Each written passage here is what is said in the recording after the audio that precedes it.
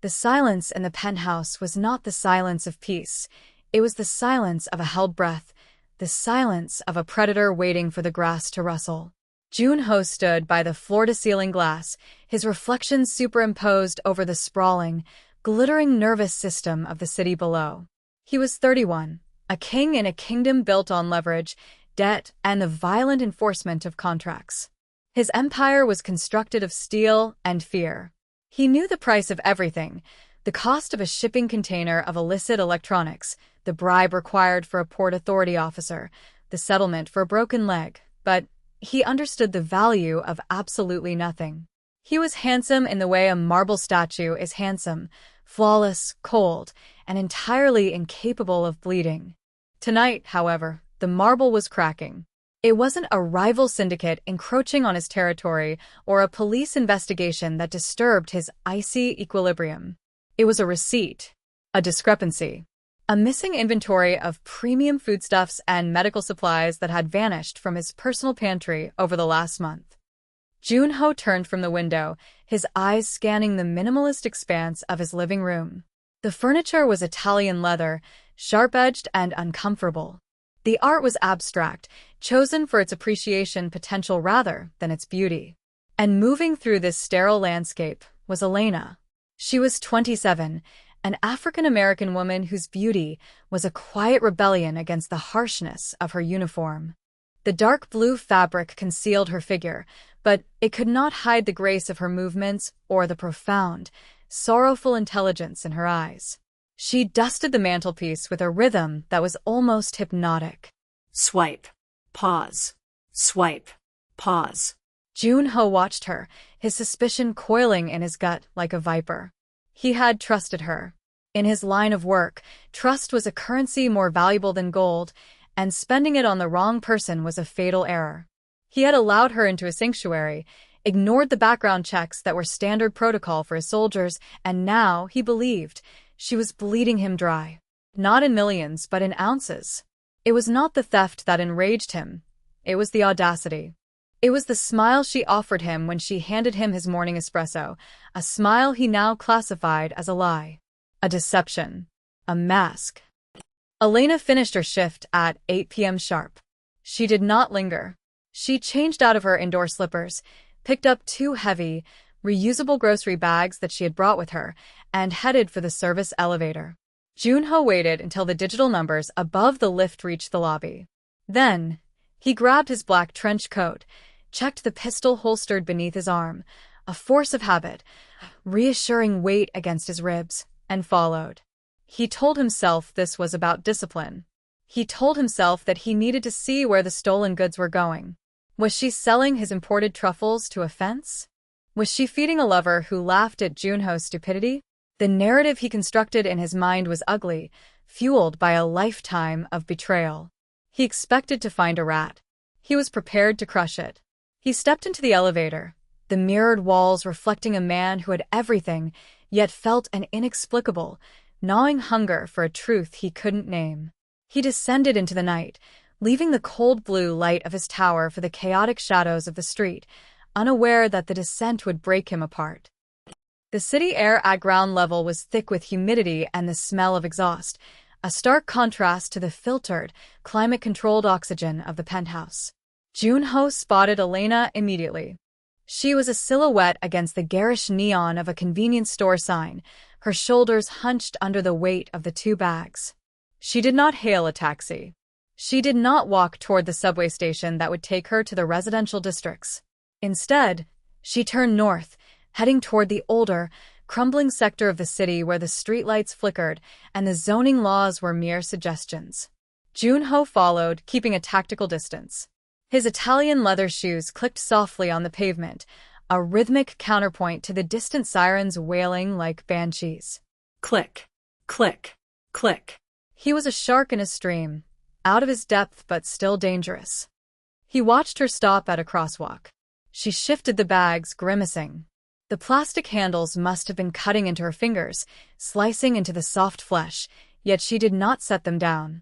Why? What was in those bags that was so urgent? He analyzed the shape of the bags as she walked under a functioning streetlight. They were bulging, uneven. Not electronics. Not cash. Groceries. The mundane nature of the burden confused him. If she was stealing from him, why walk 3 miles with heavy produce? The logic didn't fit the crime he had invented. He watched her navigate through a crowd of late-night revelers. Men catcalled her, their voices slurred and predatory. Junho's hand twitched toward his holster, a sudden, irrational surge of protectiveness flaring in his chest before he ruthlessly tamped it down. She was the enemy, he reminded himself. She was the thief. The architecture around them began to change. The glass skyscrapers receded, replaced by brick tenements with barred windows and fire escapes that rusted like exposed veins. The streets here were darker, the shadows longer. This was the part of the city Junho owned on paper. He collected protection money from the businesses here, but he had never walked these sidewalks. He was a ghost landlord, harvesting crops he never planted. Elena turned down an alleyway that smelled of rain and rot. It was a dead end, blocked by a condemned warehouse with boarded-up windows. Junho pressed himself against the rough brick of the corner building, his heart hammering against his ribs. This was it. The drop-off. He expected a drug deal. He expected a gang meeting. He peered around the edge, his eyes adjusting to the gloom. Elena stopped at a rusted metal side door. She didn't knock. She pulled a key from her pocket, a key that looked ancient and fragile, and unlocked the door. She disappeared inside, the heavy steel clanging shut behind her, leaving Junho alone with the dripping water pipes and his own darkening assumptions. He waited a full minute, counting the seconds. 1, 2, 3. Then he moved. He approached the door, finding it unlocked. He pushed it open just an inch, enough to slip through, stepping from the cold indifference of the alley into a warm, humid corridor that smelled, inexplicably, of roasted garlic, thyme, and hope. The interior of the warehouse was a cavernous space, stripped of its industrial machinery, but filled with a different kind of industry. Junho moved silently, his footsteps absorbed by the damp concrete. He hid behind a pillar, his eyes widening as he took in the scene. It was not a criminal den. It was a sanctuary. The vast room was illuminated by mismatched lamps and strings of Christmas lights, casting a golden, ethereal glow over rows of cots and makeshift tables. And there were people, dozens of them. They were the invisible people of the city, the elderly, the infirm, the forgotten veterans, the cast-offs who had slipped through the cracks of the social safety net. There were no children, no families, just the old and the broken, people who had reached the end of their utility to society and had been discarded like trash. In the center of this makeshift hospice stood Elena. She had set the grocery bags down on a long wooden table. Junho watched, paralyzed, as she began to unpack. She didn't pull out stolen caviar or truffles. She pulled out vegetables. Carrots, onions, potatoes. She pulled out bags of rice. She pulled out simple, generic painkillers and bandages. And then, he realized the source of the theft. The items she was unpacking were not the premium goods from his pantry. They were the things he had ordered his staff to throw away because they were nearing their expiration dates. The bruised apples. The day-old bread. The dented cans. She hadn't stolen his wealth. She had salvaged his waste. She was recycling his apathy into survival. He watched her tie a white apron over her blue uniform. The transformation was instantaneous. The reserved, silent maid who cleaned his floors vanished, replaced by a woman of commanding gentleness. She moved among the cots with a familiarity that spoke of months, perhaps years, of service. She didn't just distribute food. She distributed dignity. She knelt beside a man whose face was a roadmap of deep wrinkles and scars, a man who looked like he hadn't heard a kind word in a decade. She took a bowl of soup, steaming, rich, fragrant, and spoon-fed him. She wiped his chin with a cloth, her touch as tender as a mother with a newborn. She laughed at something he whispered, a sound that rang like a bell in the vast, sad room. It was a genuine laugh, full of warmth and light, a sound Junho realized he had never earned. He felt a sudden, crushing weight in his chest. It wasn't the pistol. It was shame. Profound, suffocating shame. He looked at the victims of her deception, an old woman with cataracts, a man missing a leg, a woman clutching a faded photograph. They were not co-conspirators. They were her family. She was not feeding a vice. She was feeding them. She was the only thing standing between these people and the abyss, and she was doing it with the scraps from his table. Junho remained in the shadows, his world tilting on its axis. He looked at Elena and saw her for the first time. Really saw her. In the penthouse, she was an employee, a line item, a beautiful object to be managed. Here, in this cathedral of the broken, she was a giant. He saw the sweat glistening on her forehead as she worked, moving from cot to cot, checking temperatures, adjusting blankets, holding hands. He saw the way the light caught the curve of her cheekbone, highlighting a beauty that had nothing to do with cosmetics or lighting and everything to do with the soul. He felt a pang of something sharp and unfamiliar, not lust, but reverence. A desire to be near that light, to be worthy of it. The realization hit him in waves, each one eroding a piece of his ego. He had built an empire on the premise that everyone had a price, that everyone was selfish, that the world was a zero-sum game of predators and prey. But Elena broke his algorithm. What she was doing had no profit margin. There was no leverage here. No debt to be collected. She was giving everything she had, her time, her energy, her meager wages, for zero return. It was an act of pure, irrational grace. And it terrified him. It terrified him because it made his power look small. It made his penthouse look like a prison. He looked down at his expensive hands, the hands that had broken fingers and signed death warrants, and they looked useless. What had he built? Monuments to himself. What was she building? A home for the homeless. He took a step forward, unintentionally kicking a loose piece of gravel. The sound echoed like a gunshot in the quiet hum of the room. Elena froze. She turned slowly, her eyes searching the darkness. The elderly man she was feeding looked up in alarm, sensing the tension. Junho froze, caught between the urge to flee and the need to confess. He stepped out from behind the pillar, the golden light hitting his face. Elena's eyes went wide. She dropped the ladle she was holding. It clattered into the pot, splashing soup onto the table. "Mr. Park," she whispered, her voice trembling. She stepped in front of the old man, shielding him with her body. It was a reflex. She saw him not as her employer, but as the Mafia boss, the predator. She thought he was here to hurt them. She thought he was here to collect. The fear in her eyes cut him deeper than any knife ever could. It was a judgment, swift and absolute. She expected cruelty from him, because that was all he had ever shown the world. Silence stretched between them, heavy and thick. The air in the room shifted.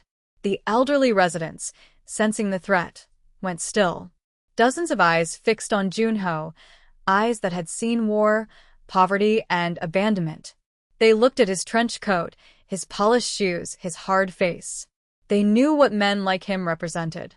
Men like him were the reason they were in this warehouse and not in their homes. Men like him were the storm. But Junho didn't look like a storm anymore. He looked like a man waking up from a long, dark coma. He looked at the grocery bags on the table, the bruised fruit, the dented cans, and then back at Elena's defiant, terrified face. "You." Junho started, his voice cracking. He cleared his throat, trying to regain the baritone of authority, but it was gone. "You walked here? With those bags?" It was a stupid question. A meaningless question. But it was the only thing his brain could formulate. Elena didn't lower her guard. She stood straighter, her chin lifting. "They were going to be thrown out, sir. I didn't steal anything of value. Just the waste. Please, don't punish them for my mistake. If you need to fire me, fire me. But let them finish eating." Her voice was steady, despite the fear.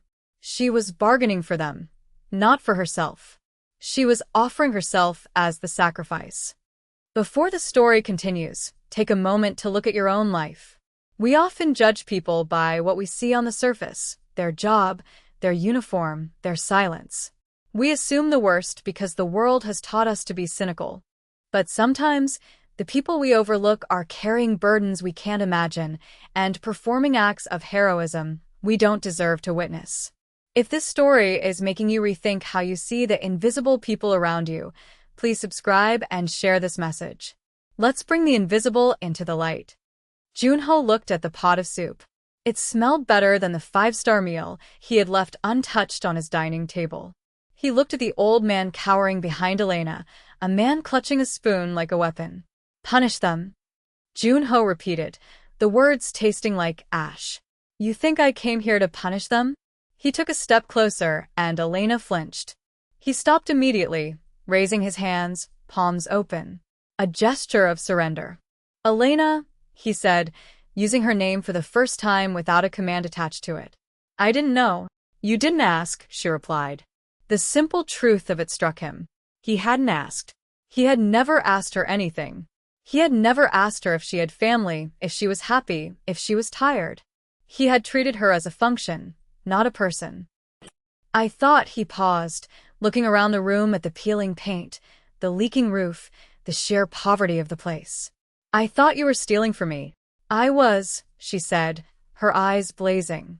I was stealing your trash to keep them alive. Why? He asked. Why do you do this?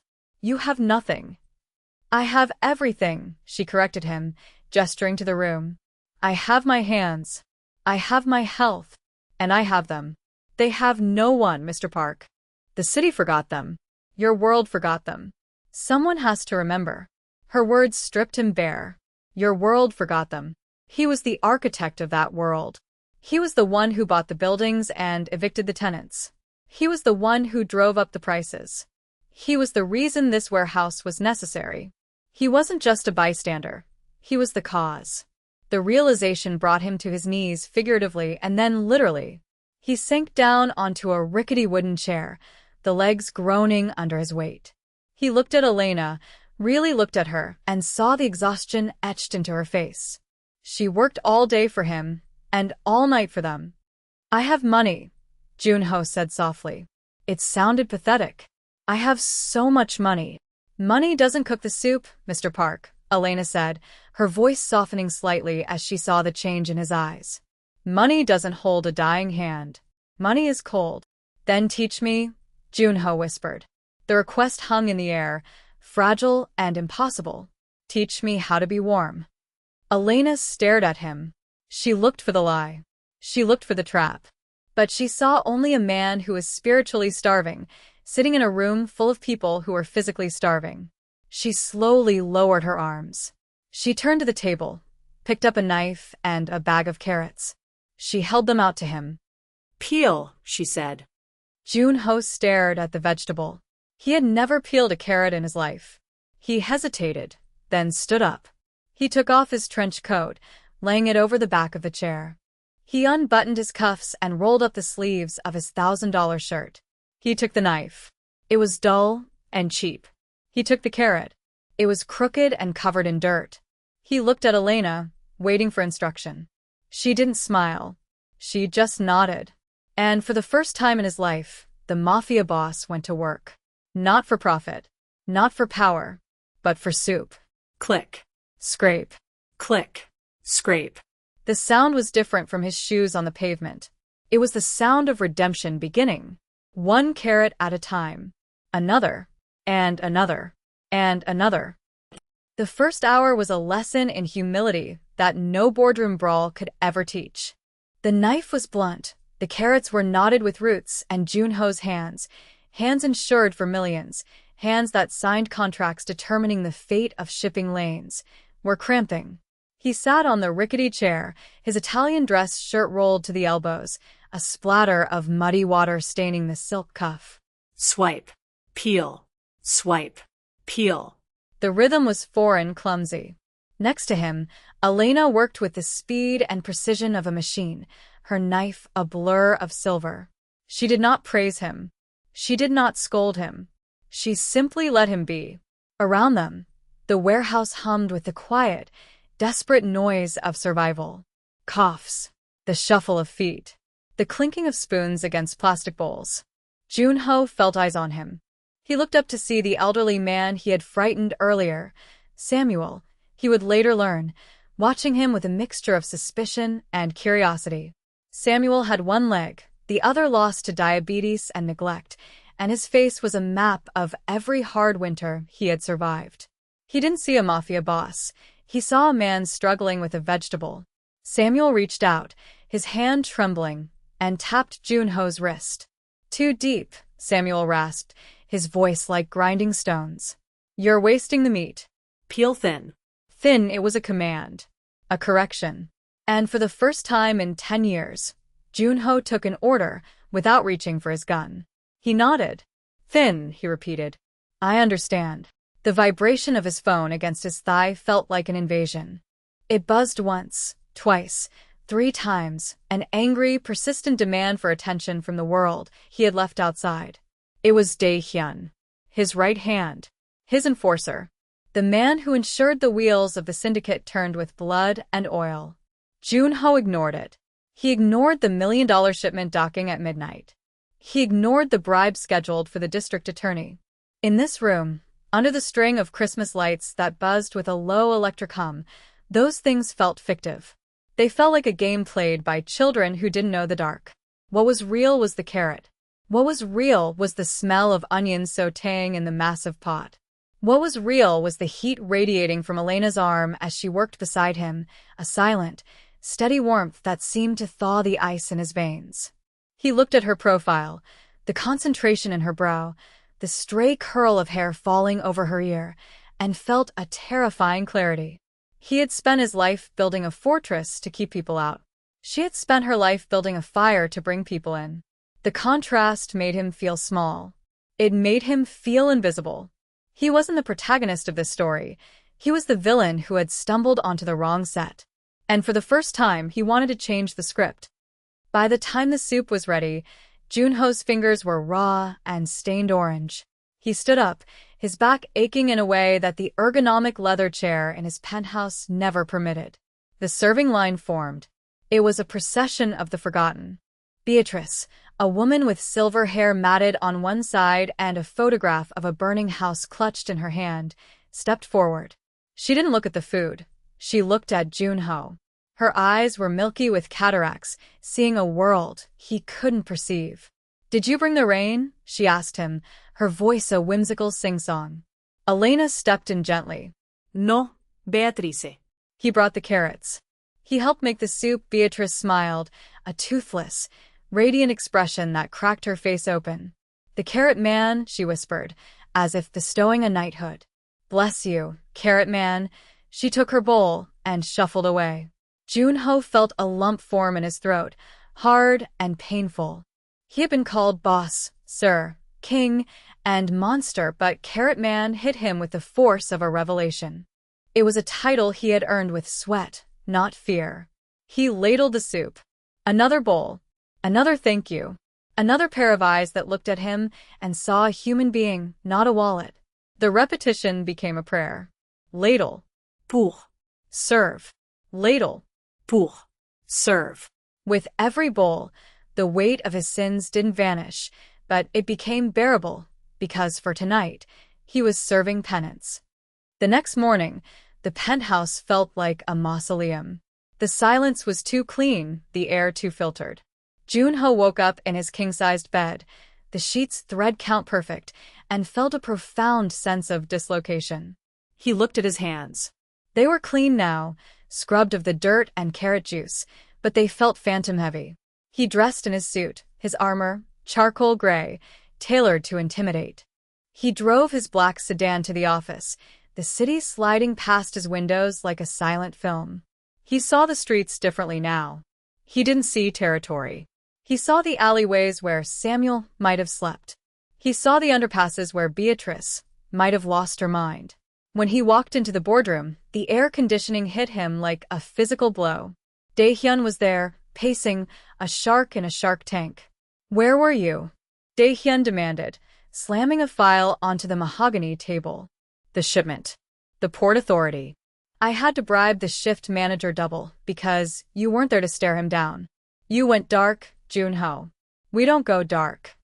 Junho looked at Dae-hyun. He saw the gold watch on his wrist, the hunger in his eyes, the absolute certainty that money was the only god worth worshipping. It was like looking in a mirror from yesterday. I was busy, Junho said, his voice flat. He walked to the window, looking down at the ant-sized cars below. Dae-hyun, how much do we waste? The question hung in the air, bizarre and out of context. Dae-hyun blinked. Waste? We run a tight ship. Margins are up, no, Junho said, turning around. How much food? How much life? How much of us is just Rot. Dae-hyun frowned, stepping closer, his voice dropping to a dangerous whisper. Are you having a breakdown? Because if you are, I need to know. The sharks smell blood, Junho. If you bleed, they eat. Junho looked at his friend, his partner in crime, and realized that Dae-hyun was trapped in the same prison Junho had just found a window in. I'm not bleeding, Junho said, picking up his briefcase. I'm waking up. Handle the port. I have somewhere to be. He walked out, leaving Dae-hyun staring at the closed door, the silence of the boardroom suddenly feeling very loud. Junho didn't go back to the warehouse empty-handed that night. But he didn't bring cash. He remembered Elena's words. Money is cold. He drove to a wholesale medical supply depot, a front for one of his shell companies. He filled the trunk with meaningful things. Thick wool blankets, antibiotics, Clean socks. saline solution, first aid kits. He stripped the shelves, not as a boss taking inventory, but as a scavenger gathering resources. When he arrived at the alley, the sun was setting, casting long, bruised shadows across the brick. He didn't hide his car this time. He parked it right in front of the rusted door. When he entered, the atmosphere was different, tenser. He heard coughing, wet, rattling, deep chest coughs that sounded like death knocking. He found Elena by a cot in the far corner. She was kneeling beside Samuel, wiping his forehead with a rag that looked gray and tattered. Samuel was shivering, his face flushed with fever. He needs a doctor, Elena said without looking up, her voice tight with suppressed panic. She sensed Junho's presence, accepted it. The fever spiked an hour ago. I gave him the aspirin, but it's not enough. It's an infection. Junho knelt beside her. He touched Samuel's hand. It was burning. He looked at the leg. The stump was inflamed, angry red lines tracking up the skin. Sepsis. In his world, a man with sepsis went to a private clinic and was cured in hours. Here it was a death sentence. I can take him to the hospital, Junho said, reaching for his phone. Elena stopped him, her hand gripping his forearm with surprising strength. No ID, she whispered. No insurance. They'll stabilize him and dump him back on the street in 6 hours, or call the police because he has outstanding warrants for vagrancy. He won't go. He's terrified of them. Junho stared at Samuel's wheezing form. The system was designed to crush men like Samuel, and Junho was a beneficiary of that system. He made a decision. He dialed a number. Not an ambulance. He dialed Doc Miller, a disgrace of a physician who lost his license for pill pushing and now stitched up bullet wounds for the syndicate in the back of a veterinary clinic. Doc, Junho said, his voice dropping to the register of command he used for executions. Grab your bag. Antibiotics. IVs. Strong stuff. Come to the warehouse on 4th and Elm. You have 20 minutes, he paused, listening to the protest on the other end. If you're not here in 20, you won't have hands to practice medicine with. He hung up. He looked at Elena. She was staring at him, her eyes wide, conflicting emotions warring in her gaze, gratitude and fear. She saw the monster again, but this time, the monster was growling for her. He's coming, Junho said, smoothing the blanket over Samuel. He's not a good man. But he's a good doctor. Elena nodded slowly. Thank you, she whispered. Not for the money. For the power. You're using it for us. Dae-hyun did not stay in the boardroom. Suspicion was an itch he couldn't scratch, so he followed. He sat in his car at the end of the alley, watching the boss carry boxes of wool blankets into a condemned building. He watched the disgraced doctor scurry inside like a frightened rat. Dae-hyun lit a cigarette, the cherry glowing red in the dark. He didn't understand. Was Junho running a new racket? organ harvesting. A stash house? It didn't make sense. Jun-ho was a man of logic, and this was chaos. Dae-hyun pulled out his phone and made a call to the crew. "Get the boys ready," he said, smoke curling from his lips. "The boss is compromised. We might need to stage an intervention. Or a coup." He flicked the cigarette out the window, watching it spark on the asphalt. The old ways were threatened. And Dae-hyun was the guardian of the old ways. Inside, the warehouse transformed into a field hospital. Doc Miller worked nervously, his hands shaking until the needle was in the vein, then steadying with muscle memory. The drip began. The antibiotics flowed. Samuel's breathing eased, the rattle subsiding into a rhythmic wheeze. Jun-ho didn't leave. He spent the night sitting on a crate, watching the 4-bag drip. Drop, drop, drop. Elena sat beside him, their shoulders almost touching. The distance between them had shrunk from a canyon to a crack. "You saved him," she said softly, breaking the silence of the 3 a.m. watch. "You forced that man to come, but you saved him." Jun-ho looked at his hands. "I threatened him," he admitted. "I used fear. It's the only language I speak fluently." Elena reached out and took his hand. Her palm was rough, calloused, warm. "You're learning a new language," she said. "It takes time, but tonight you spoke protection. That's a start." The touch was electric. It wasn't sexual, it was grounding. It anchored him to the earth. For a moment, the millionaire crime lord and the cleaning lady were just two tired people keeping watch over a sick old man. "Tell me about them," Jun-ho asked, gesturing to the sleeping forms around them. "Not the statistics. The names," and she did. She told him about Beatrice, who had been a jazz singer before the fire took her home, and her voice. She told him about the man in the corner, who was a veteran of a war everyone wanted to forget. She told him about the teenager who had run away from an abusive foster home. She wove a tapestry of humanity that covered the cold concrete floor. Jun-ho listened, absorbing every word, cataloging these lives not as liabilities, but as assets of the human spirit. He realized then that his empire of steel and glass was hollow. This messy, fragile, desperate community was heavy with meaning. The peace was shattered 2 days later. It wasn't the police. It wasn't a rival gang. It was the bureaucracy. A notice was stapled to the warehouse door. Eviction notice. Condemned. Demolition scheduled in 48 hours. The city had finally remembered this forgotten corner, not to help, but to erase. Jun-ho arrived to find the residents in a state of quiet panic. They were packing their meager belongings into plastic bags. Beatrice was weeping, clutching her photograph. Samuel, still weak but standing, was trying to organize a protest with a broken broom handle.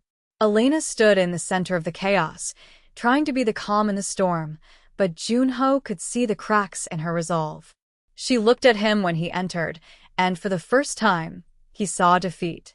"We have nowhere," she said, her voice trembling. "The shelters are full. The streets are freezing. This is it." Jun-ho ripped the notice off the door. He read the signature at the bottom. The city's zoning commissioner. A man named Vance. No. He corrected himself, remembering the constraint. A man named Commissioner Sterling. A man Jun-ho had paid off 3 years ago to overlook a construction violation. The irony tasted like bile. The system he manipulated was now devouring the people he wanted to protect. "No," Jun-ho said. The word was low, a growl. "You're not going anywhere." Elena looked at him. "It's the city, Jun-ho. You can't fight the city with soup." Jun-ho pulled out his phone. He didn't look like the carrot man anymore. He looked like the dragon.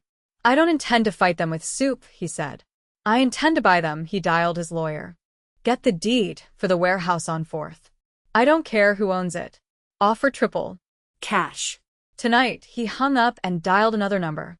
This one was to his construction crew, the legitimate front of his business. "Bring the trucks. Bring the lumber. Bring the insulation. We're not demolishing. We're renovating." But the obstacle wasn't just paper. As Jun-ho barked orders, the screech of tires cut through the alley. 3 black SUVs blocked the exit. Doors opened, and men stepped out. They weren't city officials. They were his men, and leading them was Dae-hyun. He wore a suit that cost more than the warehouse was worth. He looked at the homeless people with open disgust, then turned his cold gaze to Junho. "It's over, Junho," Dae-hyun said, his voice echoing off the brick walls. "You've lost your mind. You're throwing our capital into a garbage pit. The council has met. We're relieving you of command. For your own good." He gestured to the men, soldiers Junho had trained, men who owed him their allegiance. "Step aside, boss. We're clearing this place out. The city wants it down, and we have a contract to build the condos that go up in its place. You signed the deal yourself 6 months ago. Did you forget?" The revelation hit Junho like a physical blow. He had signed it. He was the developer. He was the one who had ordered the demolition. He was the destroyer coming for his own sanctuary. The horror of his past actions stood before him, embodied by Dae-hyun and the contract. The residents backed away, terrified. Elena looked at him, the betrayal flashing in her eyes before she saw the genuine horror in his. She realized he hadn't known, or rather, he hadn't cared enough to remember until now. Junho stepped forward, placing himself between his soldiers and the people. He unbuttoned his jacket. He didn't draw a weapon. He just stood there, a solitary figure against the army he had created. "If you want to clear this place," Junho said, his voice steady, projecting the absolute authority that had made him a kingpin, "you have to go through me. And, Dae-hyun. You know I don't fall easily," Dae-hyun sneered. "You're one man, Junho. You're soft. You've been peeling vegetables while we've been running the streets," Dae-hyun signaled the men. "Move him." 2 enforcers stepped forward, batons in hand. The residents gasped. Elena grabbed a heavy ladle, ready to fight. But Junho didn't flinch. He looked the first enforcer in the eye. "Minho." "I paid for your mother's surgery last year." The man froze. Junho looked at the second. "Kyung-soo. I forgave your debt when you messed up the Incheon drop." He looked at the group.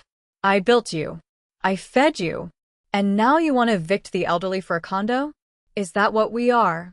Just bullies in expensive suits." The silence stretched, taut as a piano wire. The men hesitated. Loyalty warred with greed. Dae-hyun saw the hesitation and snarled, pulling his own gun. Enough of this sentimental trash. He aimed at Junho. "Step aside, or I take the crown the hard way." The click of the safety was deafening. But before Dae-hyun could fire, a sound came from the shadows. It wasn't a gunshot. It was a shuffle. 100 shuffles. The residents of the warehouse, Beatrice, Samuel on his crutches, the veteran, the teenager, moved forward. They didn't have guns. They had their bodies. They formed a wall around Junho. Elena stood right next to him, her hand gripping his arm. "You want him?" she challenged Dae-hyun, her voice ringing clear and fearless. "You take all of us." It was a standoff between the power of violence and the power of dignity. Dae-hyun looked at the wall of broken people shielding the Mafia boss. He looked at his own men, who were lowering their batons, shamed by the courage of the weak. The spell of the syndicate was broken by the reality of the human condition. Dae-hyun's hand wavered. He realized he had lost the room. He had lost the men. Not to force, but to something he couldn't name. A moral weight he couldn't lift. He lowered the gun, spat on the ground, and turned back to his car. "You're finished, Junho," he called out, though his voice lacked conviction. "You're broke. You're soft. You're nothing." "Imama, Junu Rapliakiatli." The SUVs retreated, leaving a cloud of exhaust and a stunned silence. Junho turned to the people who had saved him. He turned to Elena. She was crying, silent tears tracking through the dust on her face. He reached out and wiped one away with his thumb. "I'm sorry," he whispered. "I almost destroyed this." "But you didn't," she said, leaning into his touch. "You stood." 6 months later. The warehouse does not look like a warehouse. The windows are clear glass, letting in streams of golden afternoon light. The walls are painted a warm, buttery yellow. There is a smell of roasting chicken and fresh bread, not expired, but baked on-site in the new industrial kitchen. The sign above the door does not say shelter, it says the hearth. Junho stands at the stove. He is not wearing an Italian suit. He is wearing jeans and a white apron that is stained with tomato sauce. He looks younger, the lines of stress around his eyes replaced by laugh lines. He is no longer the king of the underworld. He liquidated it all. The cars, the penthouse, the investments. He kept enough to buy the building and endow the trust that runs it. He is not rich anymore, not by the bank standards. But as he looks out over the dining hall, where Samuel is teaching a young runaway how to play chess, where Beatrice is singing a jazz standard to a rapt audience, where the broken pieces of the city have been reassembled into a mosaic of family, he knows he is wealthy beyond measure. Elena walks up behind him. She wraps her arms around his waist, resting her chin on his shoulder. She doesn't call him Mr. Park anymore. She doesn't even call him boss. The bread is ready, she murmurs. Junho turns in her arms. He kisses her forehead, a gesture of infinite tenderness. Then let's feed them, he says. They walk out of the kitchen together, carrying the baskets of bread. The room erupts in greetings. There is noise. There is mess. There is life.